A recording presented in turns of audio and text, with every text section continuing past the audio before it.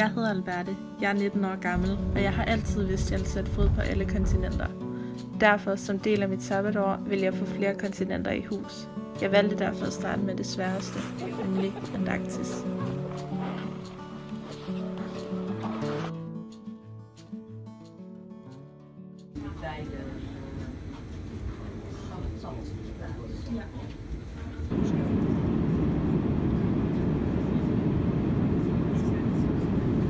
Min rejse startede i Argentinas hovedstad, Buenos Aires. Jeg kom gennem migrationen, og jeg hoppede i en taxa og blev kørt til hotellet. Mine første indtryk, jeg fik i Buenos Aires, ud over varmen, var de smukke jacaranda-træer, som var i flor. Derudover nogle meget afslappede kørselsforhold, og så mindemærkerne placeret i siden af vejene til minde om personer, der havde været involveret i trafikuheld.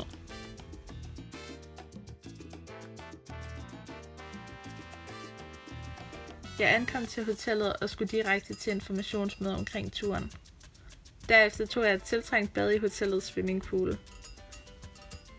Jeg spiste frokost med en anden dansker og tog på sightseeingtur i byen. Vi kørte igennem de forskellige dele af byen og så forskellige sites. Vi så for eksempel denne metal-tulipan-skulptur Floralis Generica, som åbner om dagen og lukker om aftenen. Højdepunkterne for mig var den berømte kirkegård La Recoleta, placeret midt i byen. Her var mange rige familier og berømte personer begravet. Det var som at gå i en lille by med endeløse veje og overdådige huse som gravsteder. Her er et lille overblik over en del af kirkegården. Efter kirkegården kørte vi til det farverige La Boca. Stedet var fyldt med souvenirbutikker, og på selve gaden stod en masse gadesælgere, som solgte små nipsting, kunst og malerier. Vi blev kørt tilbage til hotellet, og jeg kunne ikke vente med at få mit værelse. Til aftensmad spiste jeg med en gammel ven. Vi spiste på en gemt restaurant, hvor indgangen dertil krævede, at man først gik gennem en blomsterbutik. Hun fortalte mig, at i Buenos Aires, der var byen kendt for, at man havde de her små gemte spisesteder. Efter aftensmaden tog jeg tilbage på hotellet. Jeg havde travlt, fordi vi skulle aflevere vores kufferter kl. 10, hvilket betød, at jeg skulle pakke tingene, jeg havde brug for til den næste dag på 10 minutter. Ikke en let opgave, når man ikke har sovet i omkring 2 dage, men det lykkedes. Næste dag skulle jeg op kl. 4 om morgenen. Jeg skulle flyve til Ushuaia, som var den sydligste by i Argentina og i resten af verden. Herfra ville jeg sejle til Antarktis.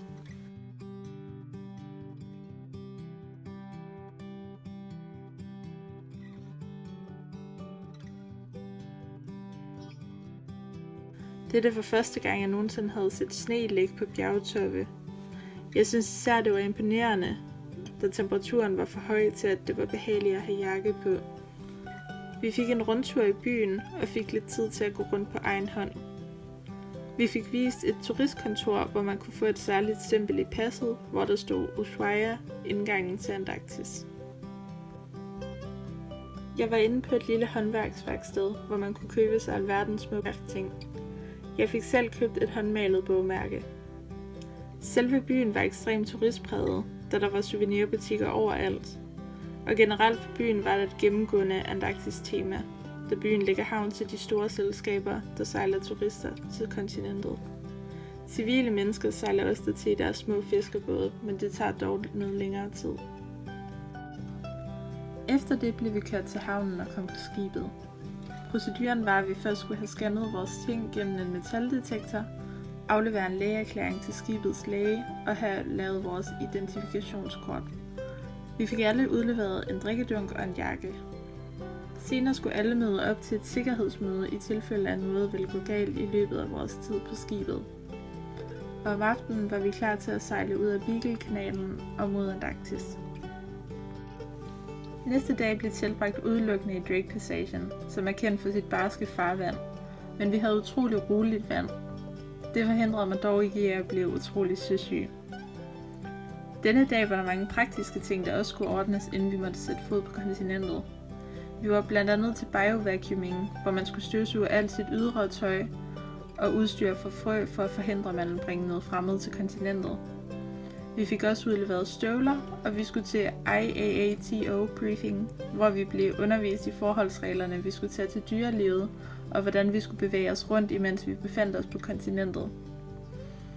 Og midt på dagen dukkede det første isbjerg frem i Drake Passagen.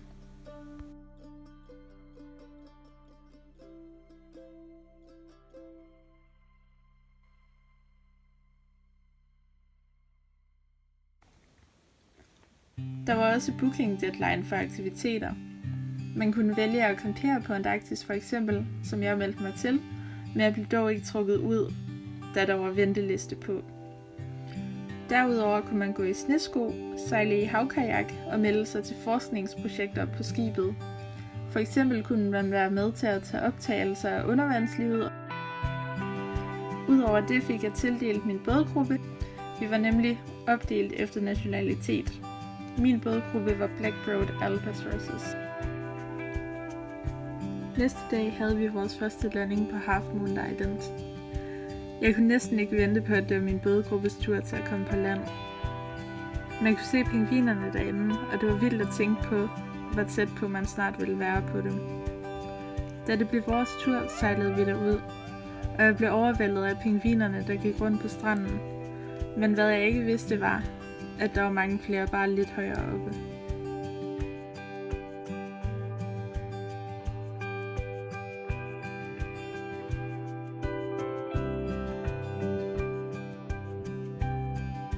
Jeg så også en snowy sheathbill, som jeg gav navnet skraldefuglen. Grunden dertil er, at den spiser afføring fra pingvinerne, da der stadig er næring tilbage i det, efter at det har været igennem pingvinens hurtige fordøjelsessystem. På øen var der flere kolonier af hageremspingviner og få æselpingviner. Hageremspingvinerne er nemme at kende på grund af den tydelige streg, de har under hagen. Og æselpingvinernes kendetegn er den hvide plamage, de har på hovedet, som har samme form som et headset. Reglerne, man skal overholde på en landing er: man skal holde sig mindst 5 meter væk fra pingvinerne. Man skal holde sig til de afmærkede stier. Hvis du falder igennem sneen og laver et dybt hul, så skal man dække det til med sne, så man ikke risikerer, at en pingvin falder deri og ikke kan komme op igen. Plus at man skal overholde tidspunktet, man skal være tilbage.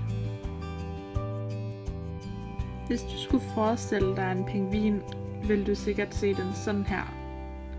Sort, hvid og ren. Men jeg opdagede hurtigt, at min forestilling af en pingvin ikke var virkelighedstro. Mange af dem ser nemlig sådan her ud.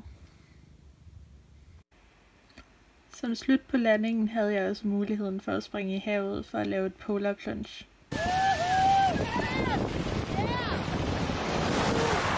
Og det var koldt. So happy! Go, go! Skibet jeg boede på hed MS Midnatssol. Skibet havde i alt 9 dæk, udendørs jacuzzi, en helikopter landeplads, et videnskabscenter, indendørs glaselevatorer, en foredragssal, en panorama-lounge, barområder, bibliotek, 2 restauranter og meget mere. Maden, der blev serveret, var som udgangspunkt norsk mad, men der blev også serveret andre udenlandske retter. Skibet havde en kapacitet på 500 passagerer, når de tager til Antarktis. Selv var vi 437 mennesker med 18 forskellige nationaliteter spredt på 5 forskellige kontinenter. Næste dag skulle vi have haft en landing på Deception Island, men vinden var så stærk, at vandet blev blæst op af havet og op på dækket, så denne dag var der ingen mulighed for landing. Okay, så en lille update om i dag. Det var meningen, at vi skulle lande på Deception Island, hvilket vi også gjorde i morges, men det blæste simpelthen alt for meget til, at det var sikkert at tage derind, så i stedet så har vi taget mere sydpå. Og skibet har lavet nogle andre aktiviteter, som vi så kan deltage i, så der er et eller andet at give sig til. Ellers så sker der ikke så forfærdeligt meget. Vi venter sådan set bare på information, fordi planerne de ændrer sig hele tiden. Men jeg tror bare, at jeg vil sætte mig op i panorama-loungen og så prøve at spotte nogle hvaler forhåbentlig. Der har været 2 omgange af hvaler, så vidt jeg ved, men jeg har ikke været heldig selv at se dem. Siden der ikke er meget at fortælle om dagen, kan jeg snakke om alt, hvad man kunne få tid til at gå med på skibet. Vi fik post hver aften uden for vores dør, så vi kunne se, hvad der var planlagt af aktiviteter næste dag. Udover at man selvfølgelig kunne spise, var der også andre ting at lave. Når der var tai chi, var jeg med til det. Gennem dagen kunne man også være med til at høre de foredrag, der blev afholdt af ekspeditionsteamet. Hvis man fx gerne vil vide mere om klimaet, historien om Antarktis, hvis du vil blive bedre til at bruge et kamera, eller vide mere om dyrelivet. Jeg var især glad for et foredrag om pingviner. Udover det kunne man se, hvad de havde gang i videnskabscentret. Og hvis vejret tillod det, tog man som regel på cruising i Zodiac-både og havde en landing på Antarktis. Hver aften havde vi et møde med ekspeditionsteamet, hvor vi blev fortalt om planen for næste dag og hvilket sted vi ville sejle hen og forhåbentlig have en landing. Om aftenen kunne det også være en form for underholdning, hvilket der var denne aften. Vi så køkkenpersonalet lave forskellige dyr ud af frugt. Ellers kunne man bruge tiden ude på dækket for blot at kigge efter fugle eller kigge efter hvaler. Og som jeg sagde i videoen, så var det lige præcis det, jeg gjorde den dag. Dagen var lang for spil, fordi jeg så min første hval nogensinde. Vi blev fortalt, at hvis man fik et godt billede af halefinnen bagfra på hvalen og uploadede den til en database, kunne man se, hvad den hed, hvor den sidst havde været spottet. Og hvis du fik et billede af en ny hval, der ikke var i databasen, så måtte man selv navngive den.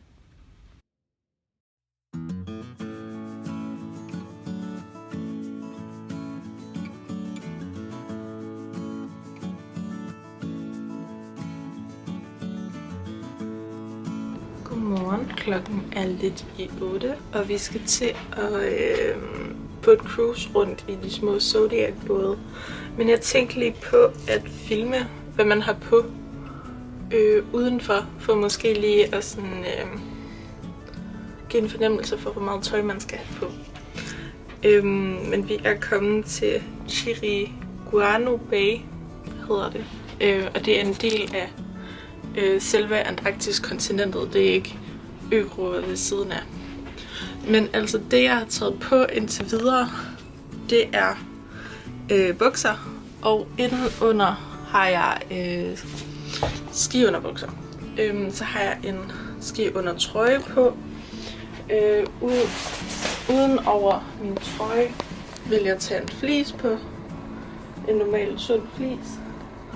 Uden over den vil jeg tage en uldtrøje på. Uden over det så tager jeg selvfølgelig nogle uldsokker på, for jeg har ikke strømper på lige nu. Og så tager jeg sådan en her på, man kan trække op over næsen, fordi det blæser og det er koldt udenfor. Uden over mine bukser tager jeg skibukser på. Så vil jeg have et par vanter på. Bare et normalt par vand. Og så har jeg min hurtigruten jakke på, som er vand- og vindsæt. Og så sætter man sit kort her i, så når man går ud igennem på sådan dæk 3 er det så, det der hvor man kommer ud til bådene. Når man kommer ud på dæk 3, som er der hvor man forlader skibet ud til bådene, så scanner de ens kort, og så siger den goodbye. Og så når man kommer tilbage igen, så scanner de den igen, og så siger den så welcome. Men det er for at holde styr på, hvem der er ude af skibet, og hvem der er på skibet.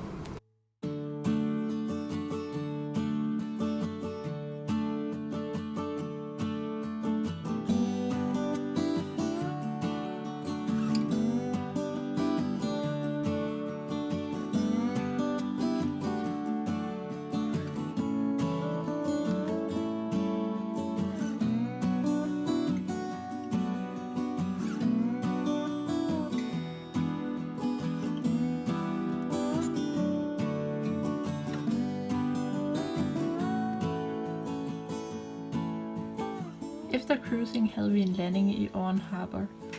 En landing foregår sådan, at man venter på, at ens bådgruppe bliver kaldt til tenderpittet. Her får man scannet sit kort, så de ved, at man har forladt skibet. Man sæber sine støvler ind, før man træder i båden. Derefter bliver man sejlet til land og taget imod. Man får så et stykke tid på land og bliver sejlet tilbage til skibet.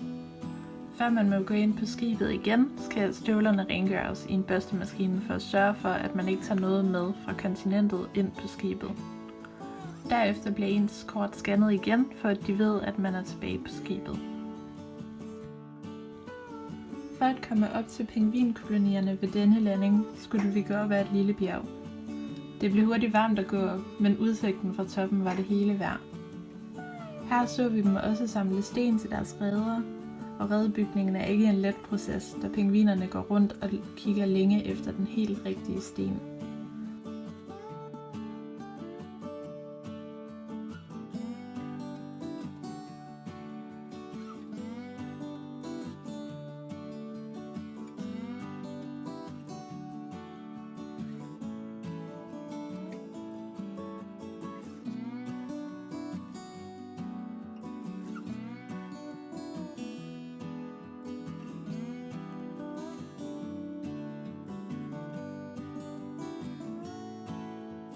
Og hvis man ikke selv kan finde en god sten, så stjæler man fra den andens rede.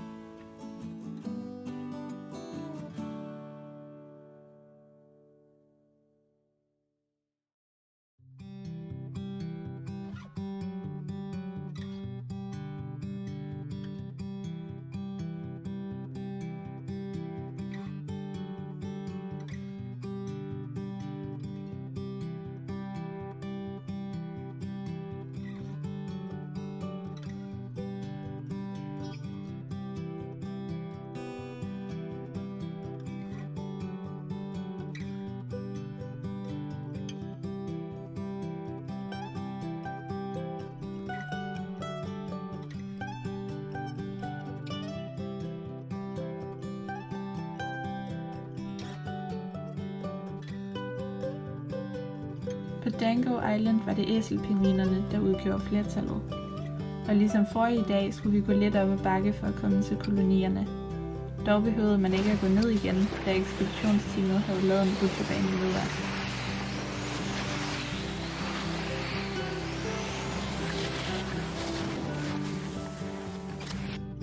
Temperaturen på Antarktis lå mellem -1 og 5 grader, da jeg var der. Så det var ikke så koldt, som man skulle tro.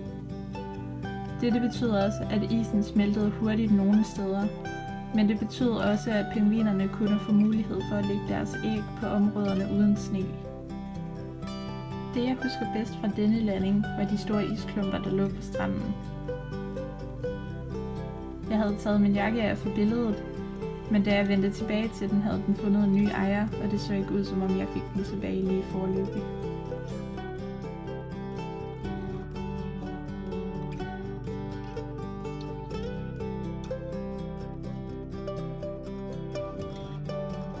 Om aftenen var der igen informationsmøde med min yndlingsperson fra ekspeditionsteamet, Helga, som var kendt for at give en god historie med på vejen. But rockfish, it's because I'm from the forest, so we fish inland fish, right? Sweetwater fish. So we have trout or char, and you fish a lot of it, and you take out the gut, you leave the head on. You always leave the head on the fish, because the fish is more pretty with the head. And then you put the fish in a bucket to get all the fish, maybe 10, 20 fish in like this big bucket. And then you put salt and a little bit of water, and then you put the lid on, and you leave it. 3 months or 6 months. Then when autumn is starting to get there, then you open it, you have to hold your nose. I used to hate it. I could smell it like 100 meters from the house if my mom had it for dinner. But as you grow older, you learn to love these traditions. And now it's my favorite food. So you open the bucket, that's a very horrible experience, but you have to do it. And then you take out the fish, you rinse it a little bit in water, and then you cut it, and then you eat it raw. Oh. It's fermented, and it's very good, and it's the best when it's that much fermented that you just spray it out like butter. Oh. But then you need the akvavit. I don't know if you need the akvavit because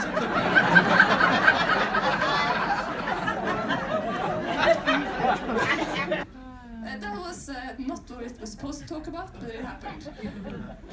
Any questions about question? Yes, ma'am.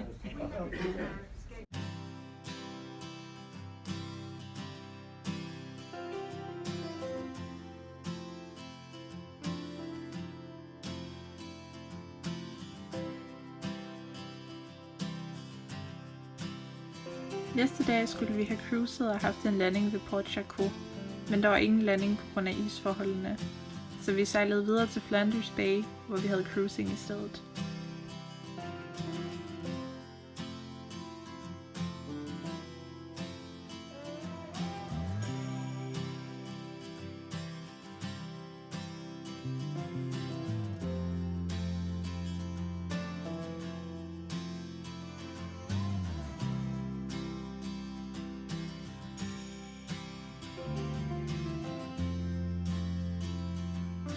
Men dagen blev alligevel særlig, da der senere på dagen dukkede spækhuggere op.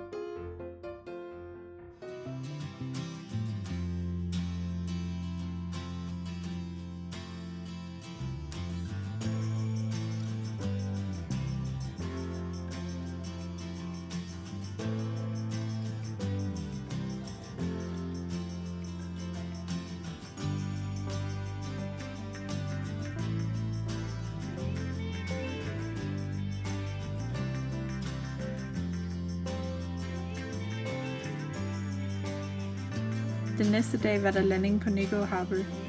Denne dag var absolut den varmeste, vi havde haft. Det var 5 grader varmt, og man kunne tydeligt mærke solens varme, og endda høre vand, der løb ned ad bjerget, fordi isen smeltede.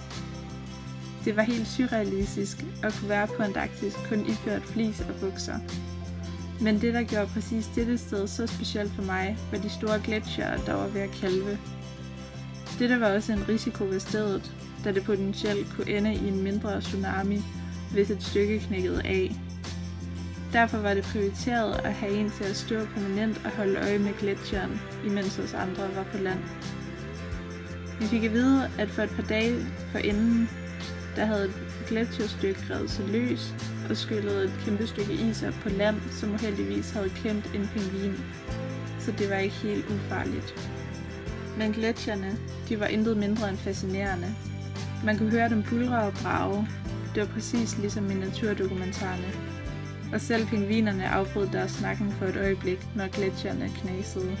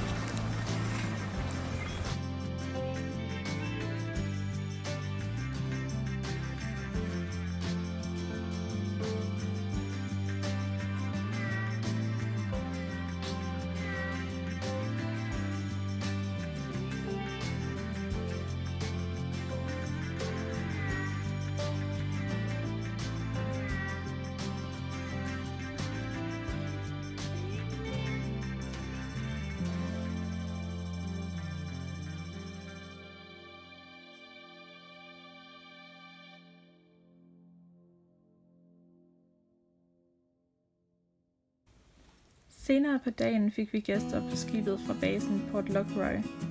Her kunne man købe souvenirs eller sende et postkort, som de ville tage med tilbage på basen og afsende, når der kom et skib med forsyninger til dem. Og 1,5 måned senere lå postkortet i min postkasse. Dagen blev afsluttet med en solnedgang, som mange gæster var begejstrede for at se. Det specielle ved at se en solnedgang på Antarktis var, at der aldrig rigtig blev mørkt på nogen tider af døgnet, selvom solen var gået ned.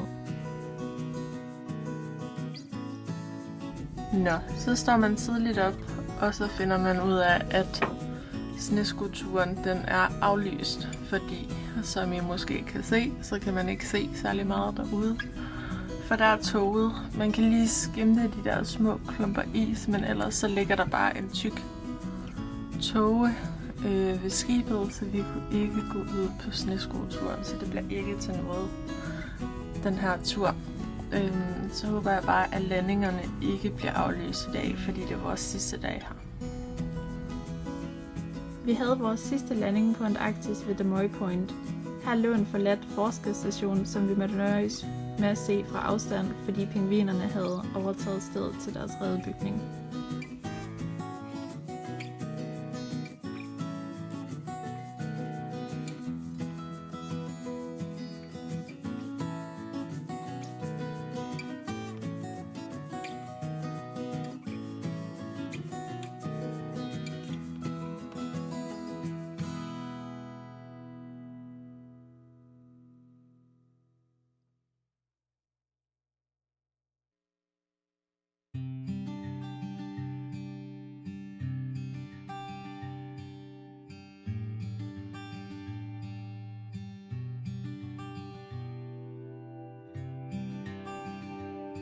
Efter landingen begyndte vi at sejle tilbage til civilisationen, og det var tid til at sige farvel til kontinentet for denne gang.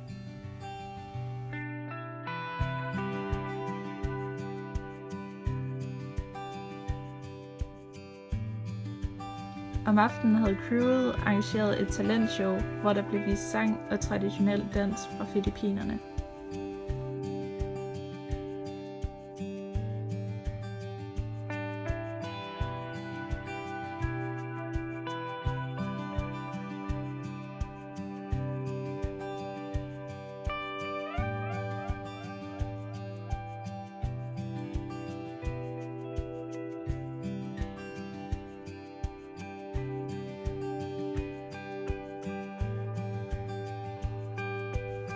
Næste dag blev tilbragt i Drake-passagen, og derfor tilbragte jeg det meste af dagen i sengen, fordi jeg endnu engang var søsyg.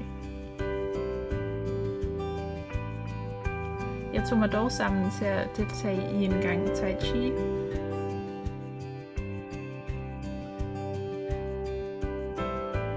og derefter en lille rundtur i kaptajnens styrerum.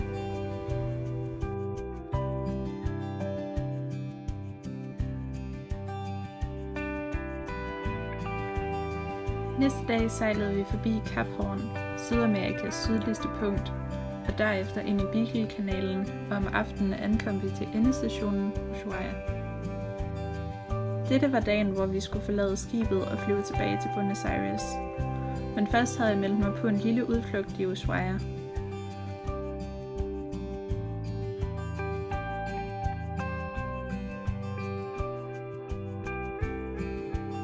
Efter udflugten fløj jeg tilbage til Buenos Aires, hvor jeg havde en overnatning på samme hotel, inden jeg ville flyve tilbage til Europa. Og da jeg landede i Europa, så var der jul. I hvert fald i Amsterdam. Mit fly til Danmark blev aflyst i sidste øjeblik, så jeg overnattede i Amsterdam. Men det er en anden historie. Dette var min rejse til Antarktis. Hvis du har spørgsmål til min rejse, vil jeg meget gerne besvare dem i kommentarfeltet. Tak fordi du så med.